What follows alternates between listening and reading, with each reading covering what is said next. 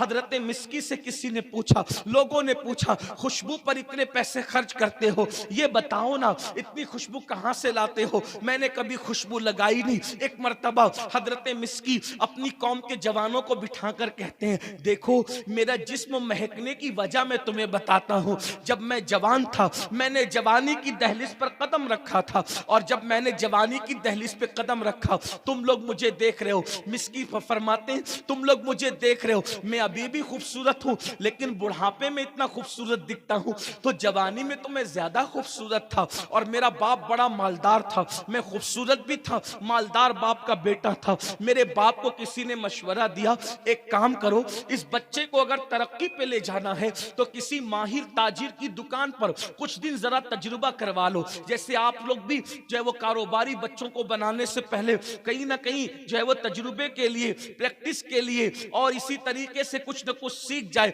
یہ ساری چیزوں کے لیے اچھے ڈاکٹر کے پاس، اگر ڈاکٹر اچھا بنانا ہے تو اچھے ڈاکٹر کے ہاتھ کے نیچے رکھواتے ہو، اچھا سی اے بنانا ہے اچھے سی اے کے ہاتھ کے نیچے کام کرواتے ہو، اچھا تاجر بنانا ہے اچھے تاجر کے جو ہے وہ اس کے ماتحت کام کرواتے ہو تاکہ تجربات آ جائے۔ مسکی کے والد کو لوگوں نے یہی کہا، حضرت مسکی کے والد کو، کہ کسی اچھے تاجر کے ماتحت رکھو، یہ اچھا تاجر بنے گا۔ کہتے ہیں حضرت مسکی میرے ابو نے مجھے جو ہے کپڑے کے تاجر کے پاس رکھا اور میں کپڑے کی دکان پہ بیٹھنے لگا۔ ایک دن صبح میں دکان پر پہنچا، ایک بوڑھی عورت آئی اور اس بڑھیا نے جو ہے وہ کپڑوں کے بہت سارے تھان نکلوائے، اور نکالنے کے بعد اس نے کہا کہ اس میں سے کپڑے بہت اچھے ہیں، ایک کام کرو میں اپنی مالکہ جو شہزادی ہے اس کے پاس یہ کپڑے لے جاؤں گی، کچھ پسند آئے کچھ نہ آئے تو کسی کو میرے ساتھ کر دو، میرے ساتھ کر دو گے تو پھر جو کپڑے پسند آئیں گے وہ اس کو بیچ دے گا،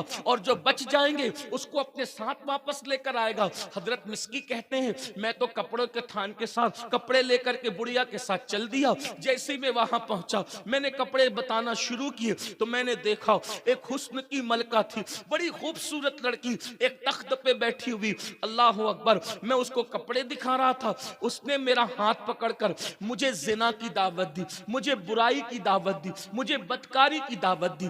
یاد رکھنا ان عنوانات پہ گفتگو کرنا واللہ العظیم ہمارا شوق نہیں، نہ ہمارے علماء کا شوق ہے، لیکن اللہ قوم کا شیرازہ تو لٹ رہا ہے، قوم کے جوانوں کی جوانیاں تو لٹ رہی ہے۔ اللہ اکبر، 16 17 سال کی عمر میں پہنچ کر میرے جوان بچے اور بچیاں اپنا سب کچھ لٹا رہے ہیں، شادیوں سے پہلے سب کچھ برباد کر رہے ہیں۔ اللہ اکبر، آنے والے حالات کیا دن دکھائیں گے، اس لیے مجبوراً یہ عنوانات کو لینا پڑتا ہے، اس لیے کہ بیمار جیسا ہوگا مجبوراً دوائیں بھی ویسے ہی دینی پڑے گی۔ اللہ میرے آقا علیہ الصلوۃ والتسلیم کے دیوانوں، حضرت مسکی کہتے ہیں اس لڑکی نے میرا ہاتھ پکڑ کر مجھے زنا کی دعوت دی۔ میں نے سوچا یا اللہ زنا تو بہت بڑا گناہ ہے۔ اللہ اکبر، زنا کے بارے میں بزرگوں نے فرمایا ہے کہ جب کوئی زنا کرتا ہے اللہ اس کی نسلوں میں لنگڑی، لولی، اندھی اور عیبی اولاد پیدا کرتا ہے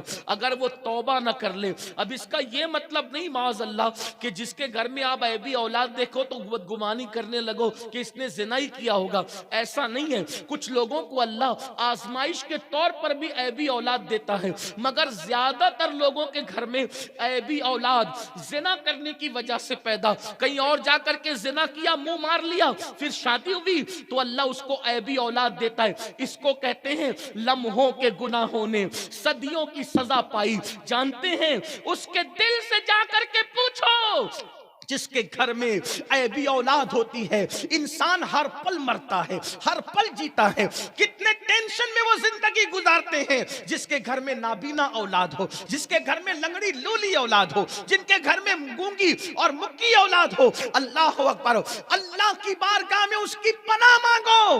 2%، 2.5%، 3% لوگ ہیں جس کو اللہ عیبی اولاد آزمائش کے طور پہ دیتا ہے، بلندی درجات کی بنیاد پہ دیتا ہے۔ باقی اکثر لوگوں کے گھروں میں جو عیبی اولاد پیدا ہوتی ہے، بزرگوں نے فرمایا وہ زنا کی نحوست کی وجہ سے زنا کیا، توبہ نہیں کی تو خدا اس کو وہ دن دکھاتا ہے، ان بطش ربک لشدید، تیرے رب کی پکڑ بڑی سخت ہے۔ جب وہ پکڑ کرتا ہے تو انسان کو محسوس بھی نہیں ہوتا کہ اس کی پکڑ ہو گئی، اس کی بربادی ہو گئی. انسان تڑپتا ہے، انسان بلکتا ہے، انسان سسکتا ہے، انسان برباد ہوتا ہے، اس کو احساس تک نہیں ہوتا کس گناہ کی سزا مل رہی ہے. میری قوم کے جوانوں، 2-3 منٹ کی لذت کے لیے ہمیشہ کی بربادی کو مول مت لینا. گناہ سے توبہ کرو. جب بھی گناہ اپنی طرف دعوت دیں، جب بھی جرائم اپنی طرف بلائیں، اس تصور کے ساتھ اللہ دیکھ رہا ہے، اس کی پکڑ بڑی سخت ہے، وہ بڑا غجور ہے، وہ بہت غیرت والا ہے.